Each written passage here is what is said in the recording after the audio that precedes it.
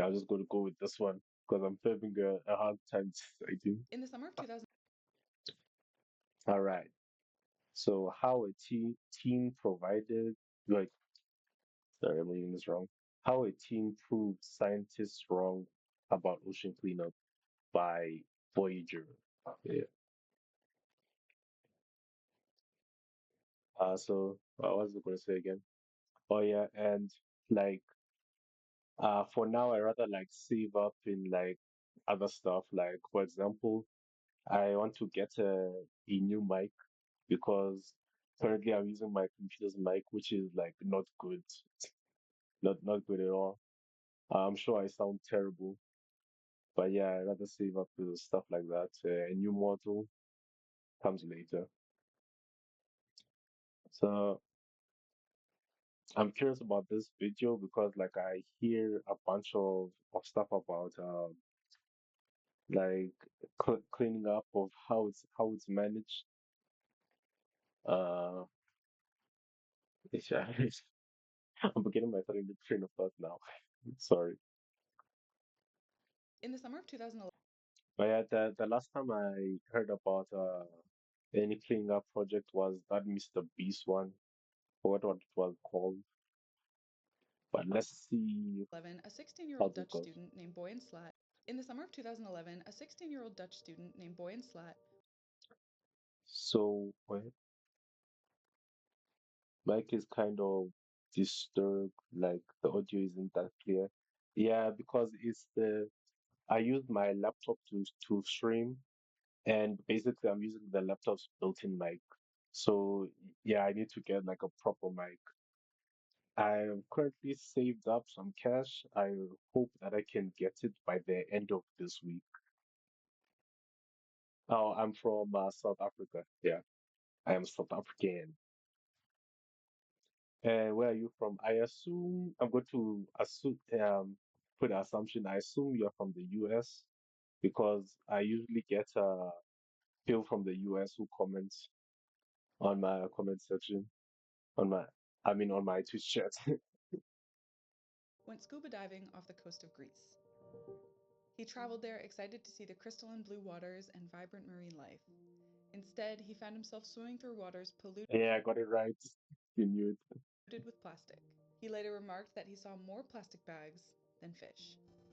And this was so shocking and disappointed that I asked myself the question, why can't we Hey, that's just a clean good this up? guess. Last Hey, that's pretty cool. I wanted to I've been wanting to like visit the US. It looks like a pretty cool place. But it's difficult getting a visa though. And like also again I have to save up for that. So maybe if I get lucky next year I'll go there and visit. Just for like a short while. year, humans Cause I even have a friend there. He used to be here and then he moved to the US. I like to visit him and hang out there. produced over 400 million. This up. Yeah. Last year, humans produced over 400 million tons of plastic. Stacked as plastic bottles, it would reach the moon and back more than 7,000 times. Most of it is never recycled, and a growing share of this plastic ends up in the ocean. If current trends continue, researchers project that by 2050, there will be more plastic in the ocean by weight than fish. Yeah, I've heard that even when plastics are quote unquote recycled, like quotation mark recycled, they're not really recycled. So I'm confused on like what goes on with this. Because like I even like there's a lot of like stuff that you can't if there's a lot of material you can't even recycle. So honestly don't know how gonna clean up everything because even stuff that they say is recycled is not really recycled. So I'm expecting great things from this team. So, why hasn't the ocean Has he actually figured out something?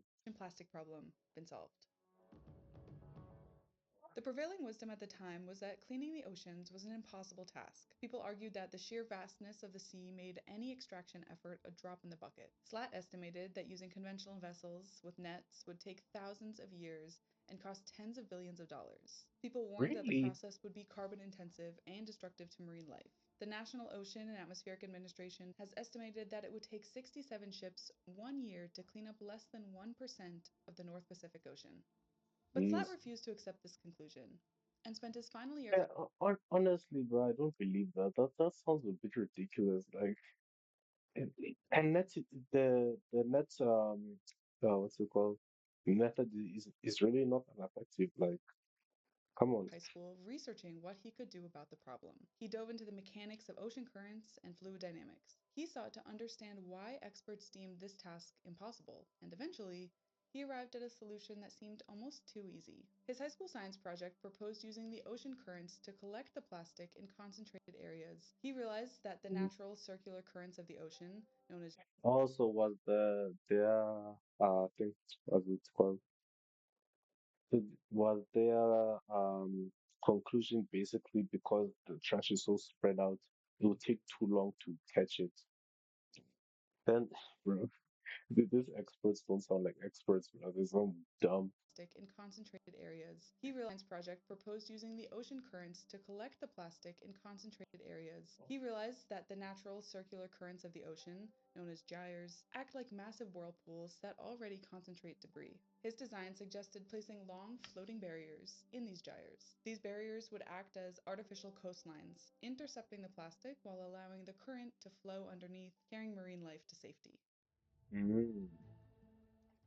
After graduating high school, he started an aerospace engineering degree at Delft University of Technology, but he continued to work on his ocean cleanup ideas. By using these barriers anchored to the seabed, he theorized that the plastic would push itself into a central collection point, making extraction as simple as scooping up a concentrated pile of waste. And this concept won Nice. him the Best Technical Design Award at university. Then, in 2012, he was invited to give a TED Talk where he presented his work titled How the Oceans Can Clean Themselves. Slat made a bold claim during this talk. He said that Wait, when was in this? 2012, he was invited to give a 2012. TED Talk where he presented his work titled How the Oceans Can Clean Themselves. Slat made a bold claim during this talk. He said that the Great Pacific Garbage Patch could be cleaned up in just 5 years, and that he had a No, plan to make that five reality. years. After That giving was a this big talk, he talk. decided to follow through on his plan, and he quit his studies and founded the Ocean Cleanup in 2013 with just €300 of savings as starting Wait, yeah, Ocean Cleanup, isn't that the one Mr. Beast showed? Ocean, I think, yeah, it's the one. Yeah, yes, Shivia. Yeah, so, nice, nice.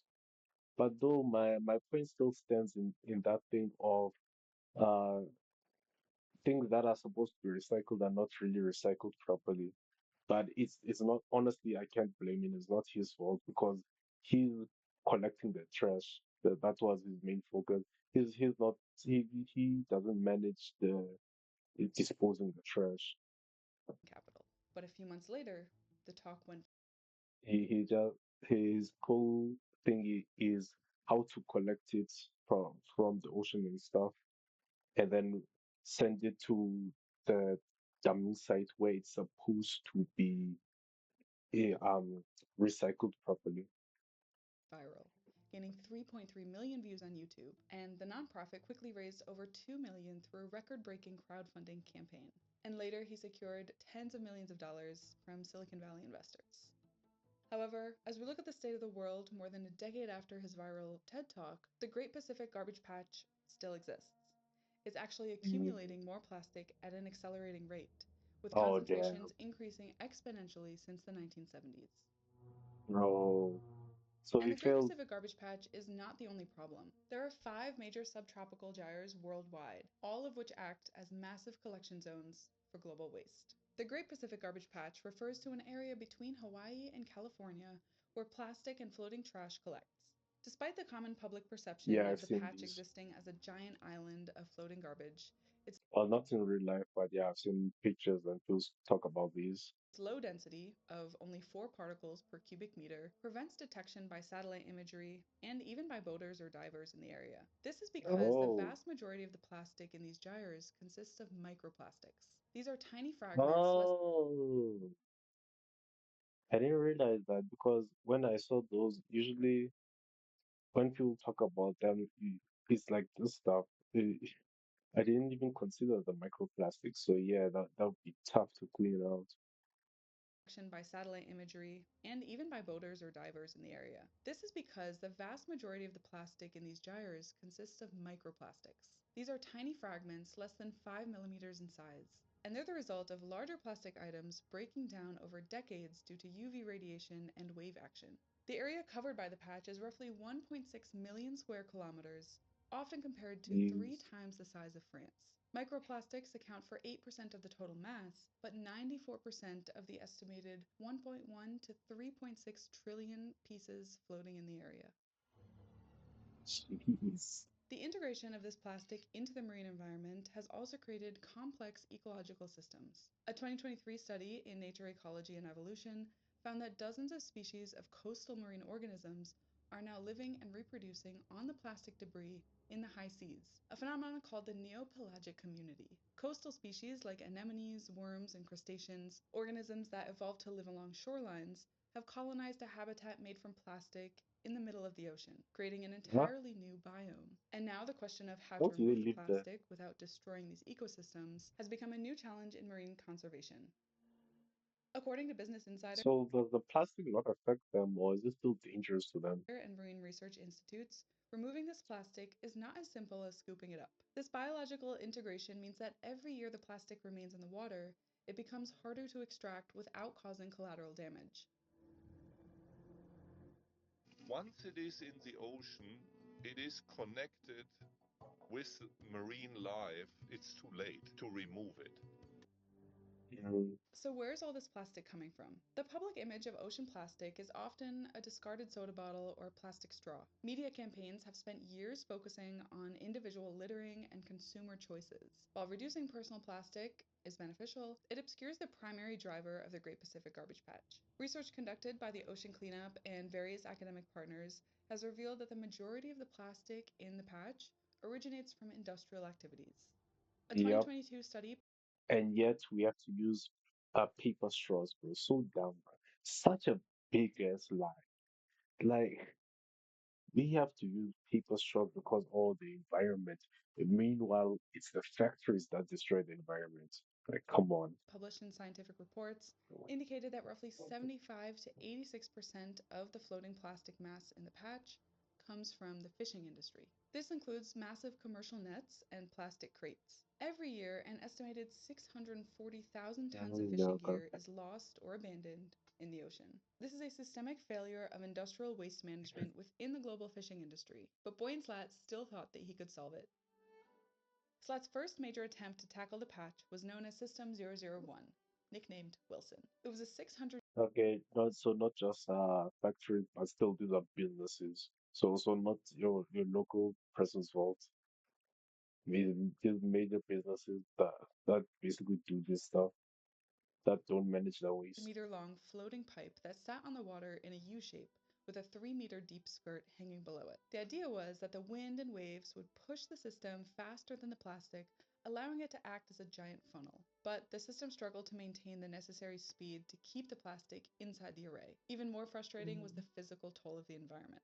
Constant wave action caused structural fatigue, and a section of the massive pipe eventually broke off. The team had to tow the Mm. entire system back to port for repairs. Slat was only 23 years old at this point. He had raised millions in public donations, gone viral around the world, and had made a very public promise.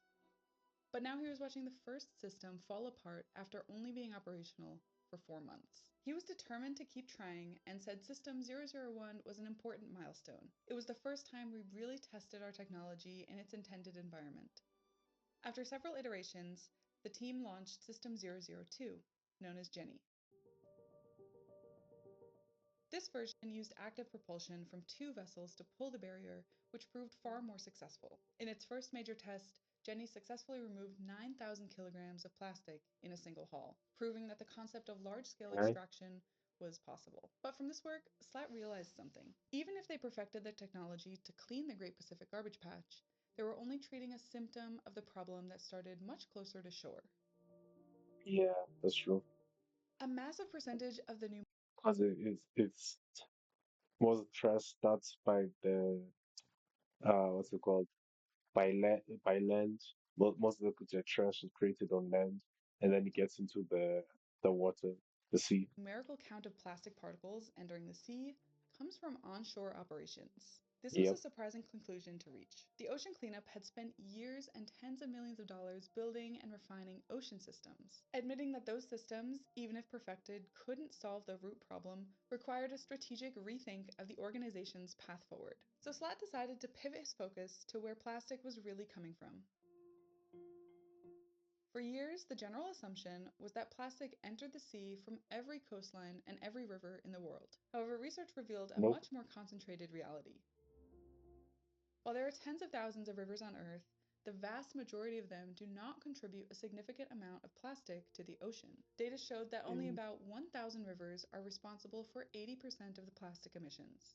Rob could have told you that. Like even here in South Africa, I know certain places where trash is just dumped, bro.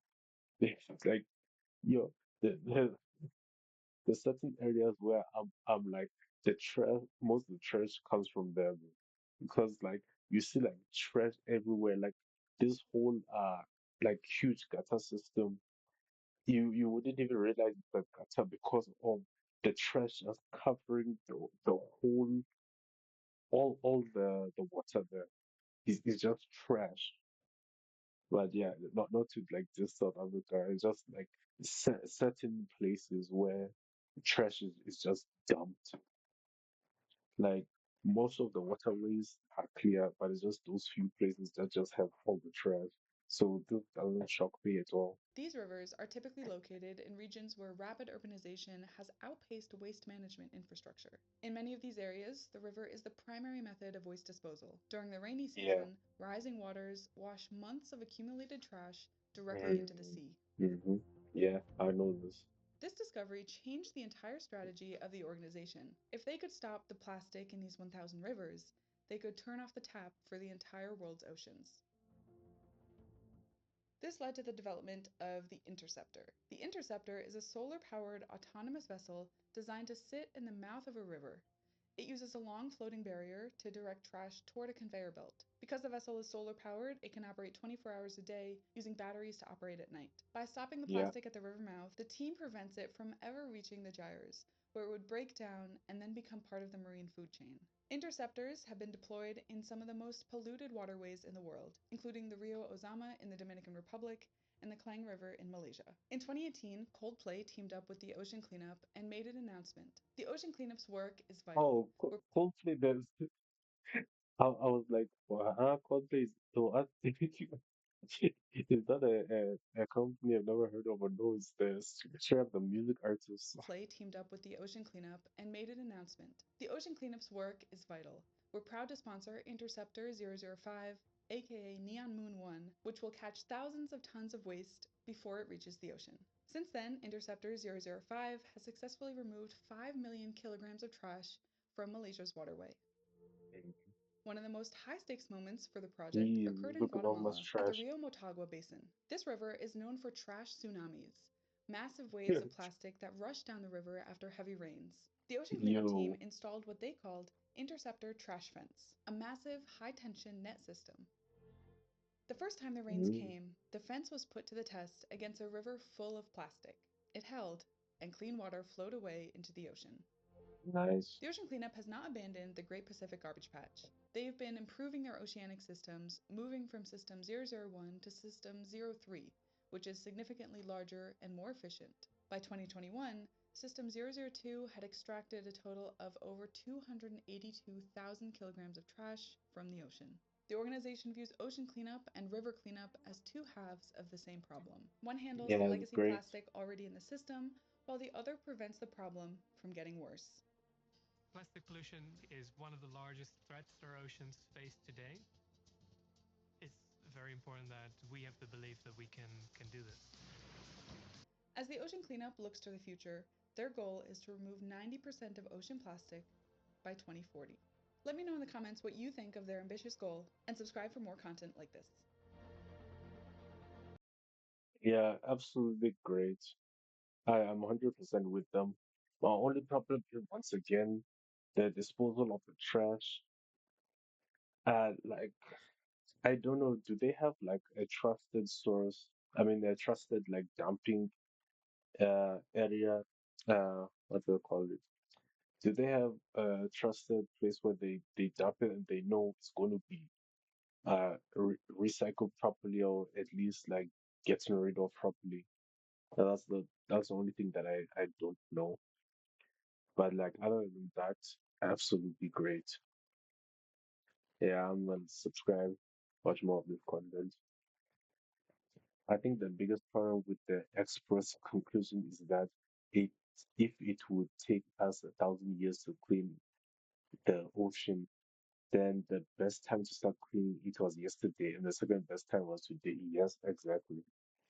Yeah. If you can just say, "Oh, it's too late now. Let's just give up." Like, bruh, what? What? Nah. The biggest issue I have with this is the companies responsible for it not being held accountable. Exactly.